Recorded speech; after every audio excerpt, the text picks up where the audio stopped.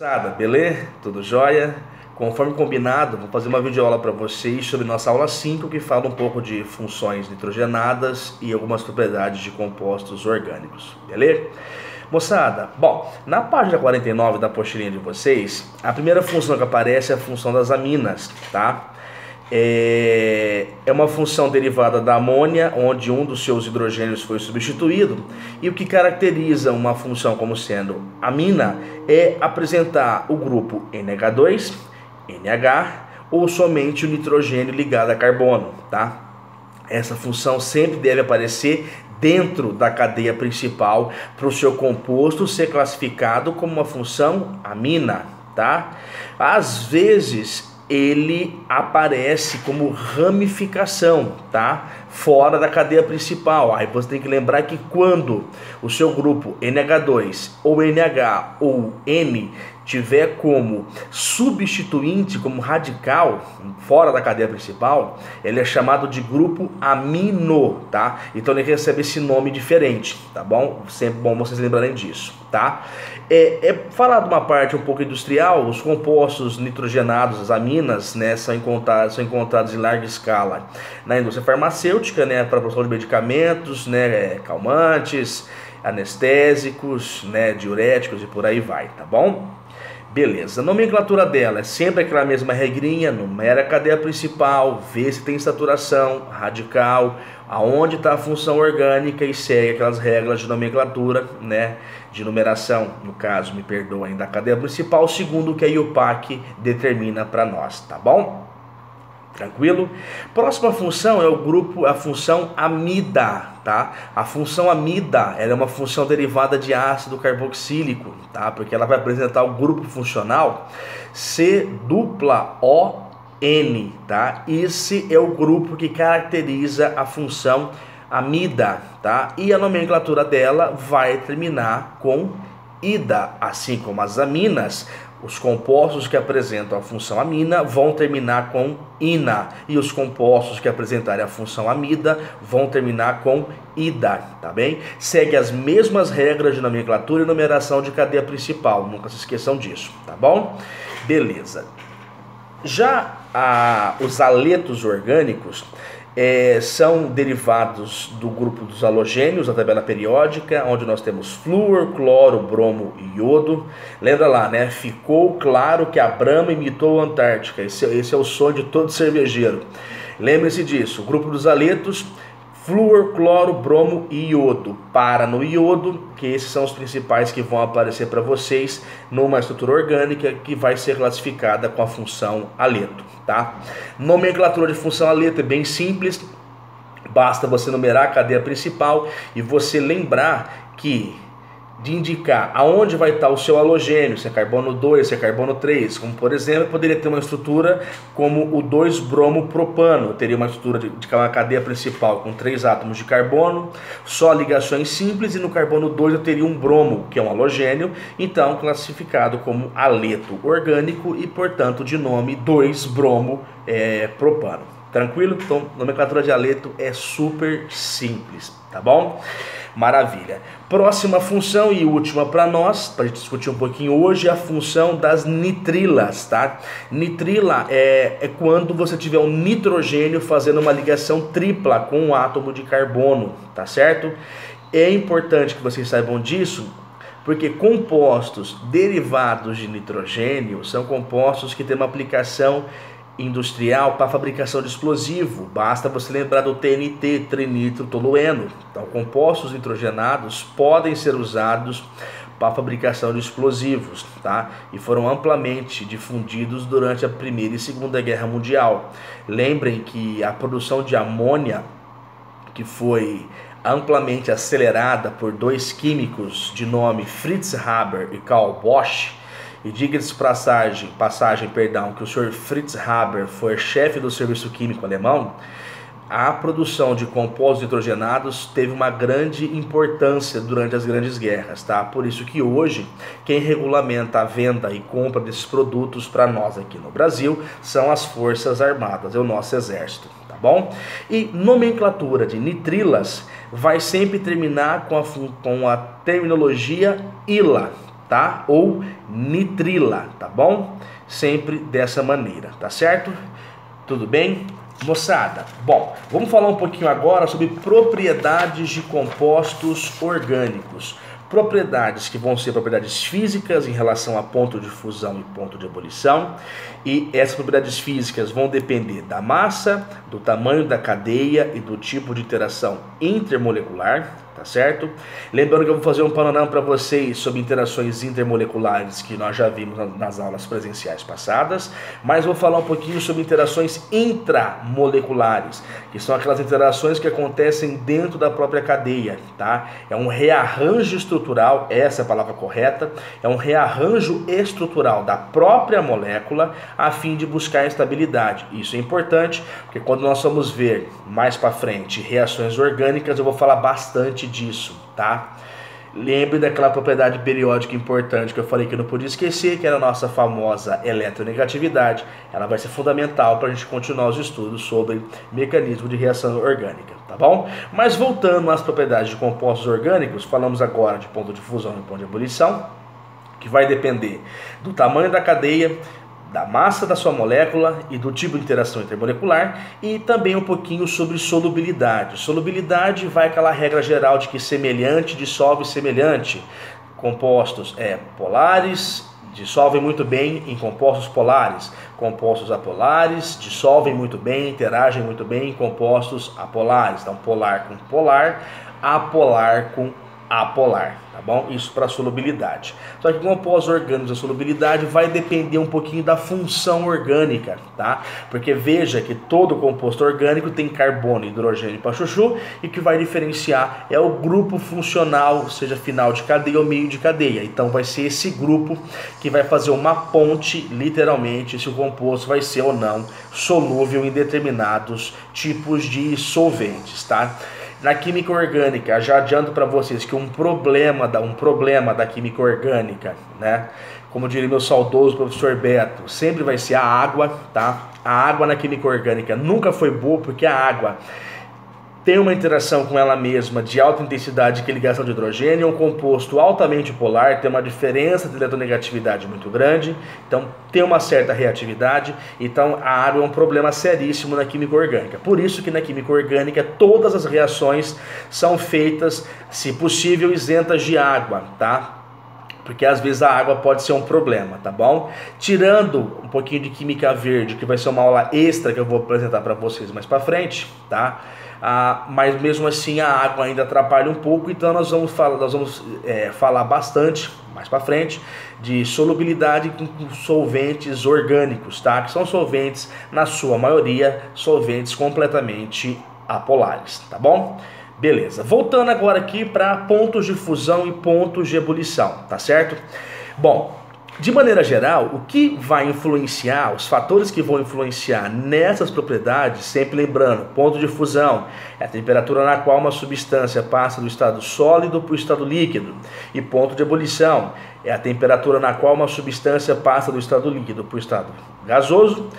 Lembrando que os fatores que vão influenciar esse tipo de propriedade são, primeiro, o tamanho da sua molécula, tá? Que tem correlação com a massa molecular, tá bom? Por quê?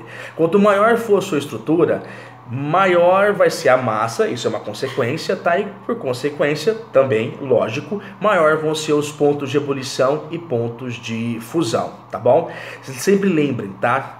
Que esses fatores na química orgânica, né, são governados principalmente pelo tamanho, pela massa, tá? Cuidado que quando a gente começar a ver isomeria, a gente vai usar muito a massa molecular para diferenciar quais são os isômeros, tá? Já adianto isso para vocês, tá bom? E as forças intermoleculares seguem a mesma regra para substâncias inorgânicas que nós vimos na última aula presencial. Nós temos interações do tipo da mais fraca para mais forte, dipolo induzido, que é específico de moléculas apolares. Você tem uma indução de um dipolo momentâneo por conta dos 3 movimentos que as moléculas possuem, tá? Translação, vibração e rotação. É uma interação muito fraca, porque é momentânea. Eu tenho o dipolo, que é exclusivo de moléculas polares, quando eu apresento uma diferença de eletronegatividade razoável, tá? Eu tenho interação do tipo ligação de hidrogênio, que é específica de quando o hidrogênio está ligado a um dos 3 elementos mais eletronegativos, tá certo? E acima dessa, eu tenho a interação do tipo íon dipolo, que é uma interação muito forte, que é específica de compostos classificados como os nossos sabões e os nossos tensoativos, tá? Tensoativo deixa mais para frente para reações orgânicas. Eu vou discutir um pouquinho para vocês sobre o que é um tensoativo, tá bom? Tá certo? Bom, das funções orgânicas, as que vão apresentar os menores pontos de fusão e de ebulição vão ser os hidrocarbonetos, tá? Aí entre eles o comparativo dos hidrocarbonetos vai ser pelo tamanho da cadeia e como consequência pela massa, tá? Que vai diferenciar quem vai ser o hidrocarboneto de maior ponto de ebulição ou menor, maior ou menor ponto de fusão, tá? E as demais funções apresentam pontos de fusão e de ebulição maiores que os hidrocarbonetos, porque eles começam a ter uma diferenciação em função do tipo de grupo funcional que está ligado à sua estrutura, tá bom? Cuidado que isso aparece muito em gráficos, tá? FUVEST gosta muito disso, de colocar um gráfico na prova de química orgânica, quando tange o assunto de propriedades físicas, ela coloca um gráfico e pede para você analisar o porquê da discrepância dos pontos de fusão e de ebulição, tá? Basta você lembrar do tamanho da cadeia, da massa, da interação intermolecular e se for hidrocarboneto exclusivo da diferença da massa e do tamanho da cadeia, tá certo? Bom, para solubilidade, quanto mais grupos OH, né, quanto mais grupos polares a sua substância tiver, mais solúvel ela vai ser, tá? No caso da água, tá bom? Então o etanol é solúvel em água, um ácido carboxílico ele é geralmente solúvel em água, tá? Um fenol não é muito solúvel, cuidado, apesar do fenol ter um grupo OH, mas o fenol tem um anel aromático imenso que é apolar, então não é solúvel, não é muito solúvel em água, tá? Então lembrem sempre da ideia do grupo OH pertencente à cadeia, facilita a solubilidade dele em água, tá?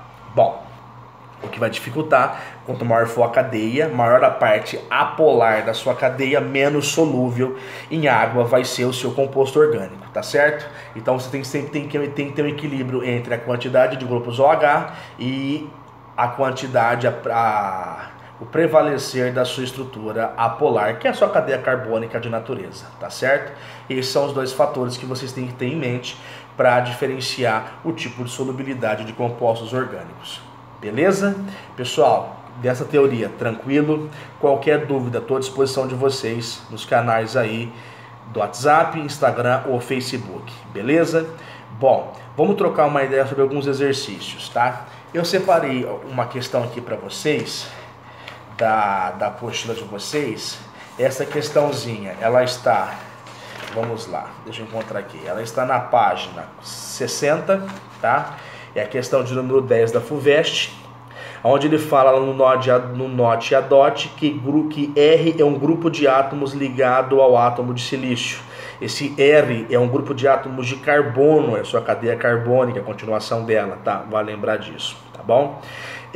Outra coisa, em química orgânica, algo que não gosta de água, que não tem interação com a água, é chamado de algo hidrofóbico. Fobia é medo, então não gosta de água, tá?